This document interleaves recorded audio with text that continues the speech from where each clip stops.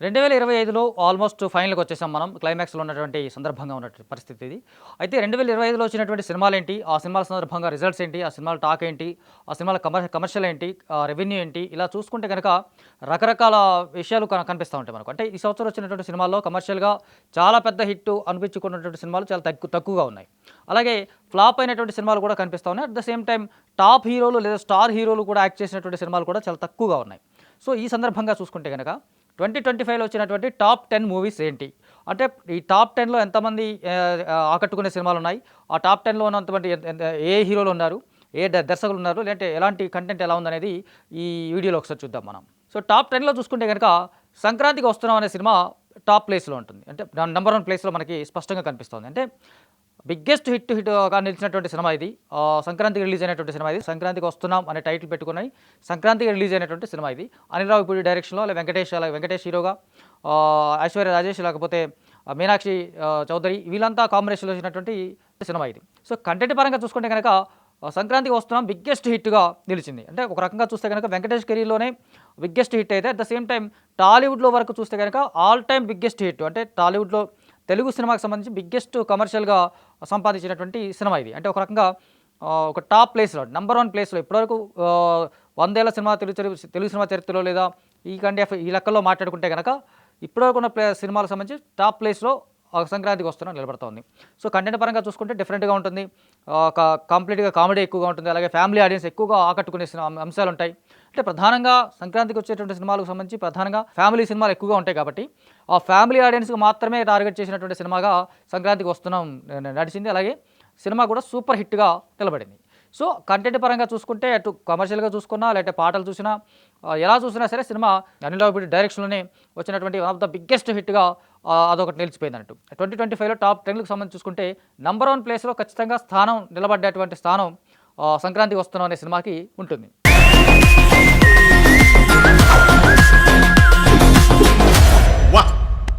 So, ప్లేస్‌లోని కాకుండా మాట్లాడటం కాకుంటే నంబర్‌లో 1, నంబర్ 1, నంబర్ 2, నంబర్ 3 అని కాకుండా రెగ్యులర్‌గా మాట్లాడితే కనుక అంటే టాప్ 10 ప్లేస్‌లో ఉన్నటువంటి సినిమాలు చూసుకుంటే గనక అంటే సంక్రాంతికి వచ్చినటువంటి సినిమా చూస్తే 'డాకు మహారాజ్' అలాగే 'గేమ్ చేంజర్' సినిమాలు కూడా ఉన్నాయి. అంటే టాప్ 10లో వచ్చేసి 'డాకు మహారాజ్' కూడా సూపర్ హిట్ అయింది బాబీ డైరెక్షన్‌లో. At the same time Balakrishna హీరోగా అనగానే ఈ మధ్య కాలంలో చూసుకుంటే గనక బిగ్గెస్ట్ అన్ని బ్లాక్ బస్టర్స్ కొడతా ఉన్నాడు బాలయ్య. అంటే వరుసగా హిట్స్ కొడుతున్నటువంటి సందర్భాలు ఆ జోష్‌లోనే కంటిన్యూ చేస్తూ వచ్చినటువంటి సినిమా. సో, కంటెంట్ పరంగా చూసుకుంటే 'డాకు మహారాజ్' కూడా బిగ్గెస్ట్ హిట్‌గా నిలిచింది. అలాగే సినిమాలో హీరోయిన్స్‌గా చూసుకుంటే కనుక ప్రజ్ఞా జైస్వాల్ గానీ, అలాగే శ్రద్ధా శ్రీనాథ్ గానీ ఈ క్యారెక్టర్ చేసినటువంటి సందర్భంగా. అంటే శ్రద్ధా శ్రీనాథ్ హీరోయిన్ కాకపోయినా తనకొచ్చినటువంటి ఒక స్పెషల్ క్యారెక్టరు, ఆ క్యారెక్టర్‌కి సంబంధించినటువంటి ఇంపార్టెన్స్, దానికి సంబంధించినటువంటి ఆ నేపథ్యం కూడా ఆకట్టుకునేలాగా ఉండడం. మొత్తంగా చూసుకుంటే 'డాకు మహారాజు' ఒక సంక్రాంతికి బరిలో నిలబడేటువంటి బిగ్గెస్ట్ హిట్‌గా సినిమా నిలబడుతుంది. వాడి ముందు నువ్వు కాదు, నేనుండాలి.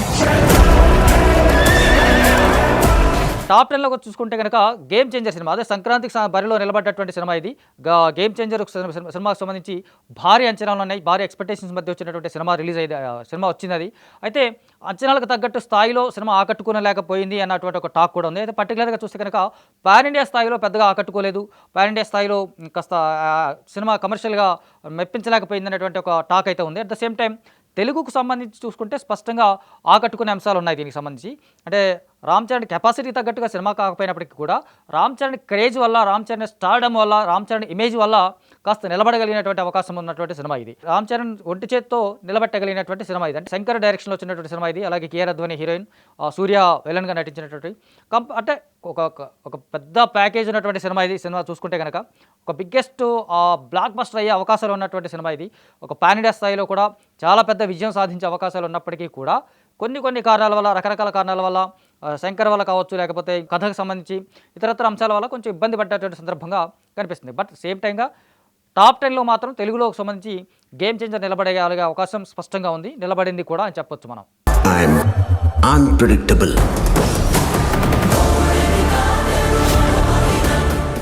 సో, టాప్ 10లోకి వచ్చేసి చూసుకుంటే గనక 'నాని' హీరోగా నటించినటువంటి 'హిట్ 3' మూవీ నిలబడతా ఉంది మనకు. అంటే హిట్ 3కి సంబంధించి చూసుకుంటే గనక హిట్ 1, 2 కంపేర్ చేస్తే కనుక హిట్ 3లో ఉన్నటువంటి వైలెన్స్ ఎక్కువగా ఉంది. వైలెన్స్ సంబంధించినటువంటి ఆడియన్స్ కూడా పర్టికులర్‌గా దీనికి స్పెషల్‌గా కనిపిస్తూ ఉన్నారు. కనపడేలాగానే నాని కూడా దాని క్యారెక్టరైజేషన్ కూడా కనిపించేలాగా రూపొందించాడు. ఆ పాత్రకు సంబంధించినటువంటి నేపథ్యం కావచ్చు, లేకపోతే ఆ పాత్ర తీర్చిదిద్దినటువంటి విధానం కూడా చాలా కొత్తగా ఉంది. చాలా చాలా అంటే వైలెంట్గా అంటే మోస్ట్ వైలెంట్ మూవీగా కనిపిస్తున్నటువంటి సినిమా ఇది హిట్ 3కి సంబంధించి. కమర్షియల్గా కూడా చాలా బిగ్గెస్ట్ హిట్ నిలిచినటువంటి సినిమా ఇది. దానితో పాటు మీనాక్షి చౌదరి హీరోయిన్గా నటించింది. అలాగే శైలేంద్ర యాజ్ యూజువల్గా హిట్ 1, హిట్ 2 లాగానే దర్శకుడు శైలేంద్ర కూడా సేమ్ ఆ కంటెంట్ని కూడా మళ్ళీ అలాంటి కంటెంట్ని డెలివర్ చేసినటువంటి సందర్భం కనిపిస్తుంది మనకు. అంటే హిట్ 3కి సంబంధించి చూసుకుంటే అదే ముందుగా చెప్పినట్టుగా వైలెన్స్ ఎక్కువగా కనిపిస్తుంది. At the same time content కూడా కొంచెం ప్రధానంగా కనిపిస్తుంది. కొత్తగా ఉన్నటువంటి కంటెంట్ ఇది. సో నేపథ్యంగా చూసుకుంటే కాశ్మీర్ నుంచి మొదలై ఇక్కడ వరకు జరిగేటువంటి కథనంగా కనిపిస్తుంది మనకు. చాలామంది సంబంధించినటువంటి అంశాలు చూసుకుంటే రకరకాల అంశాలు కనిపిస్తూ ఉంటాయి సినిమాకి సంబంధించి. సో అవన్నీ కూడా వైలెంట్గా కనిపించడం, మోస్ట్ వైలెంట్గా కనిపించడం, దట్టు నాని కెరీర్లో ఇంత వైలెన్స్ ఎంత హింసాత్మకంగా కనిపించడం అనేది చాలా ఫస్ట్ టైంగా కనిపిస్తుంది. ఎందుకంటే Nani family hero, boy next door kind of image ఉన్నటువంటి స్టారు ఈ మధ్య కాలంలో మాస్గా మారుతూ ఉన్నాడు. మాస్ ఆడియన్స్ని మాత్రమే టార్గెట్ చేస్తూ ఉన్నాడు. ఆ క్రమంలో వచ్చినటువంటి హింసాత్మకమైనటువంటి సినిమాగా ఇది హిట్ 3 బ్లాక్ బస్టర్గానే నిలబడింది. ఇది అంచేత ఇది టాప్ 10లో ఈ సినిమా ఖచ్చితంగా నిలబడే అవకాశం ఉంది. You can't survive here.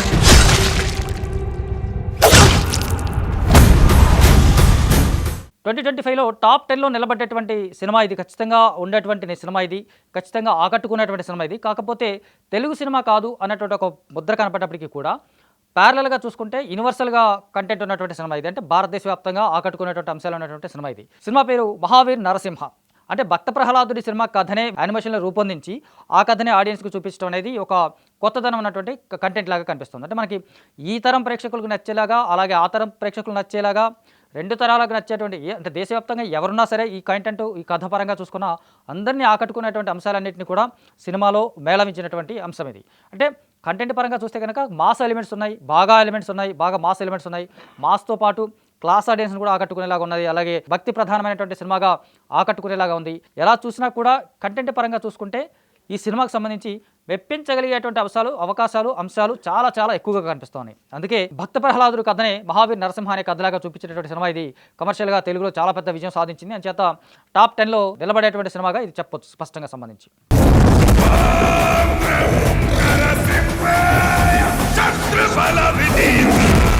So Thandel cinema top 10లో సంబంధించినటువంటి 2025లో టాప్ 10లో ఉన్నటువంటి సినిమా తండేల్కి సంబంధించి కథ చూసుకుంటే కనుక శ్రీకాకుళం ప్రాంతంలో కొంతమంది జాలర్లు సముద్రంలో వేట కోసం వెళ్ళినారు. వెళ్ళిన తర్వాత జైల్లో ఖైదీలుగా నిలబడి అలా అక్కడ చాలా కొంతకాలం పాటు చాలా సమస్యలు ఫేస్ చేసి ఆ తర్వాత రిలీజ్ అయినటువంటి సందర్భంగా ఆ కథ ఒరిజినల్ కథ అది. ఆ కథనే కమర్షియల్ ఎలిమెంట్స్ తీసుకొని మంచి కమర్షియల్గా లవ్ స్టోరీ యాడ్ చేసుకొని ఆ తర్వాతనే అటు పాకిస్తాను, భారత్ దీనికి నేపథ్యం కనిపిస్తూ అలాగే ఈ సందర్భంగా దేశభక్తి అనేటువంటి ఒక కాన్సెప్ట్ను కూడా మిక్స్ చేస్తూ ఈ ఓవరాల్గా చూసుకుంటే ఒక కంటెంట్గా కమర్షియల్గా ఉన్నటువంటి సినిమా ఇది.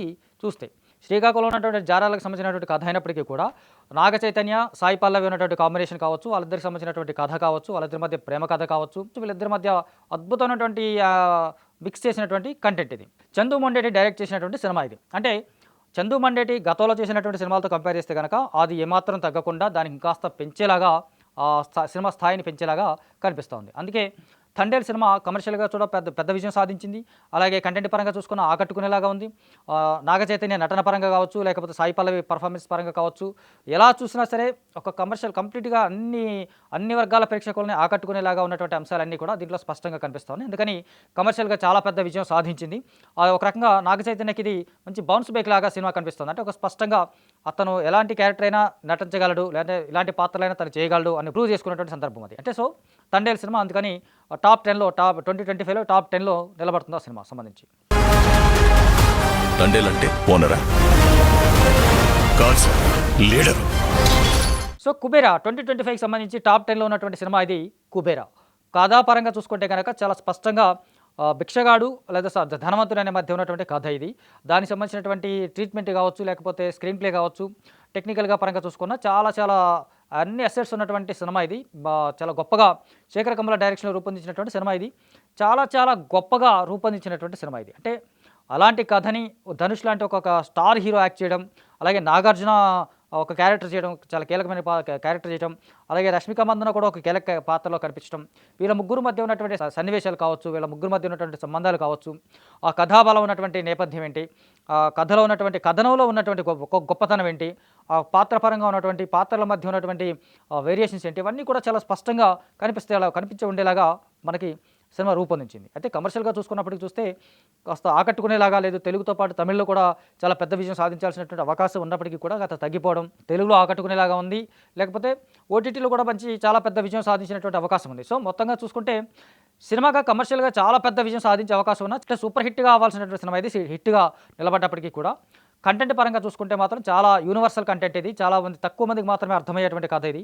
శేఖర్ కమ్ముల లాంటి దర్శకుడు మాత్రమే రూపొందించగలిగినటువంటి కథగా అది కనిపిస్తూ ఉంది. అలా చూస్తే కనుక 2025లో ఉన్నటువంటి టాప్ 10లో ఖచ్చితంగా కుబేర సినిమా కూడా నిలబడతా ఉంది మనకు.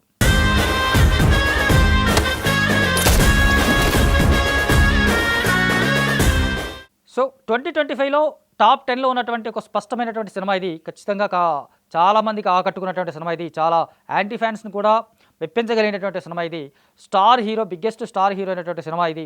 అది కూడా గ్యాంగ్స్టర్ నేపథ్యంలో ఉన్నటువంటి సినిమా ఇది. ఇన్ని చెప్పిన తర్వాత ఓజీ అని చెప్పాల్సిన అవసరం లేదేమో. ఎస్, ఓజీ సినిమాకి సంబంధించి చూసుకుంటే కనుక చాలా ప్రత్యేకతలు ఉన్నాయి, చాలా స్పెషాలిటీస్ ఉన్నాయి, చాలా కొత్తగా ఉన్నటువంటి అంశాలు ఎన్నో చాలా ఉన్నటువంటి సినిమా ఇది ఓజీకి సంబంధించి.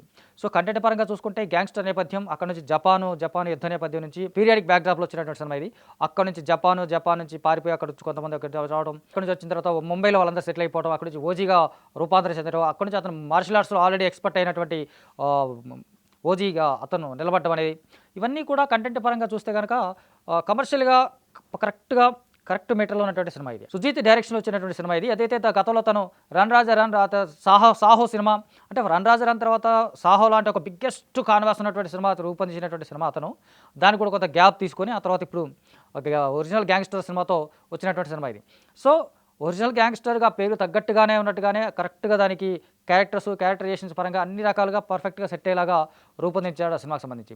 సో అతని పాత్ర విధానం కావచ్చు, పాత్రని మలిచిన విధానం కావచ్చు, గ్యాంగ్స్టర్స్గా ఎలాగ రూపాంతరం చెందిన విధానం కావచ్చు, లేదా అలాగ లైఫ్ లాంగ్ మాత్రం గ్యాంగ్స్టర్గా ఉండిపోయినటువంటి విధానం కూడా కొత్తగా ఉంది. టాప్ 10లో ఓజీ ఒరిజినల్ గ్యాంగ్స్టర్ సినిమా ఖచ్చితంగా నిలబడేటువంటి స్థానం ఉన్నటువంటి సినిమా ఇది. సో తను ప్రియాంక మోహన్ కావచ్చు, అందులో ప్రకాష్ రాజ్ కావచ్చు, లేదా చాలామంది క్యారెక్టర్లు ఉన్నప్పుడు కూడా శ్రేయ రెడ్డి కావచ్చు, ఇలాగ డిఫరెంట్ క్యారెక్టర్స్తో క్యారెక్టరైజేషన్స్తో ఆకట్టుకొని చాలా మెప్పించినటువంటి సినిమాగా నిలబడి టాప్ 10లో చాలా గర్వంగా స్థానం నిలబెట్టుకున్నటువంటి సందర్భంగా కనిపిస్తోంది మనకు ఓజీకి సంబంధించి.